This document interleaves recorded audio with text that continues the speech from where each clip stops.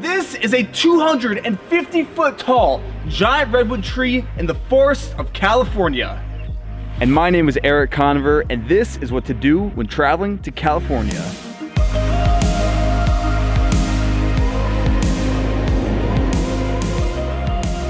I am here in the beautiful state of California in partnership with Visit California on a 2-week-long road trip with my good friend, Mike Sheffer. My mission in this 3-part video series is simple: show you the top destinations to experience on the ultimate road trip through the great state of California. Starting here in the north. The first stop on my list is Safari West. Safari West is a renowned reservation consisting of 400 acres of private wildlife sanctuary located in Sonoma County, California. The park is pretty unique because it combines top wild animal care with eco-friendly vacation-style lodging in authentic safari tents that have been imported from Botswana. The tents are really what make this place unique. Each tent has a private viewing deck, which are just a few feet from the actual wildlife enclosures. At sunset, you can walk out of your tent onto the viewing deck, and you are eye level with giraffe feeding in the fields and catching those fading California rays. And I have to say, I actually like this. There's no cell phone service here. The only spot that there's Wi-Fi is at the guest check-in in the lobby. And I think there's something very unique to that, especially in today's age where everyone's so connected, everyone's always on their phone. The fact that you can disconnect and enjoy nature to this level, it's something pretty special. And at night, you're sleeping to the sounds of the Sonoma Serengeti. Surprisingly, it got pretty cold. The temperature at night can dip down into the low 40s, high 30s this time of year. But luckily, each tent comes with a space heater, and the open screen windows can be sealed up nice and cozy with Velcro covers at night to keep the heat in.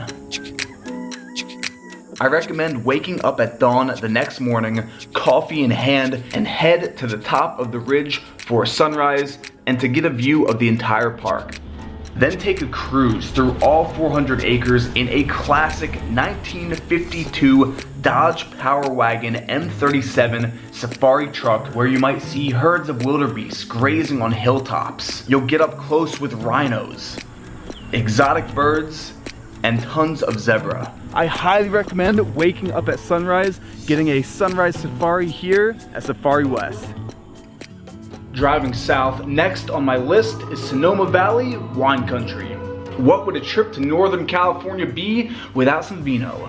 And with over 425 wineries ranging from rustic to regal, there is no shortage in Sonoma Valley, California. There are so many wineries here, it can be a bit overwhelming, but one that I can highly recommend is VJB Cellars. VJB is a small family-owned winery that has the perfect blend of old-world Italian winemaking and the California approach combined together.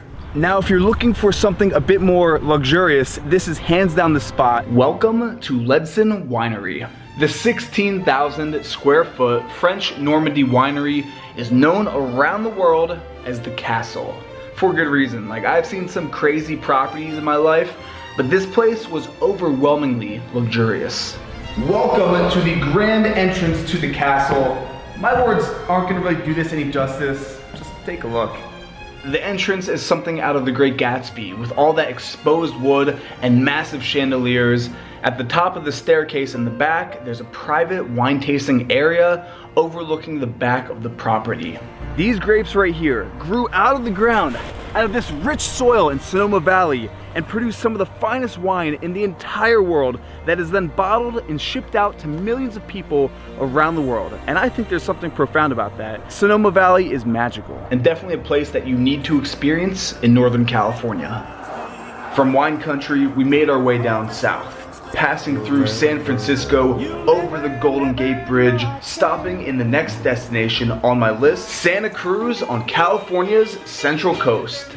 Now, Santa Cruz is a small beach town with attractions such as the classic beach boardwalk, which has been operating continuously since 1907. It's known for the breathtaking, rugged coastline just outside the city, and the region is also known for consistent, world-class surf at breaks such as Steamer Lane and Pleasure Point. one of the best ways to see Santa Cruz is by electric skateboard. So the hotel that we stayed at had inboards in the lobby for guests to ride, which might actually be one of the coolest things I've ever seen in a hotel. So of course we grabbed 2 boards and cruised down to the beach, all the way down to the very end of the shop and restaurant lined Santa Cruz Wharf. Fun fact, it's also the longest pier on the west coast of the United States. Continuing on with the road trip, next you're gonna want to leave Santa Cruz, leave the beach, drive up, way up into the mountains above the town. Next up, and definitely most unique on my list, is Big Basin Redwoods State Park. Oh, it is brisk. Oh my. But the air is so fresh. Oh my goodness, it smells delicious. Big Basin was declared a state park in 1902. And like, we're not just saying this for a video. This is one of the coolest places I've ever seen. You feel how old this place is too. Like these trees, they didn't just pop up overnight. Now coastal redwoods are experts at survival, with the oldest tree in the park estimated to be 1,800 years old. For comparison, that dates back to the Roman Empire. This is the highlight, I think, of the trail so far. This is the 250-foot beast, the father of the forest. Forest fires are a part of life in California, but there are massive benefits to the health of a forest. See, the established trees have to compete with undergrowth for nutrients and space. But fires clear the weaker trees out and returns health to the forest, even allowing gaps in the canopy for precious light to penetrate down to the forest floor and generate new life. This guy behind me is called the chimney tree. I'm going in for the first time, filming the reaction. Come in. Mike's in here now. Come and check this out. This is the coolest thing I've ever seen.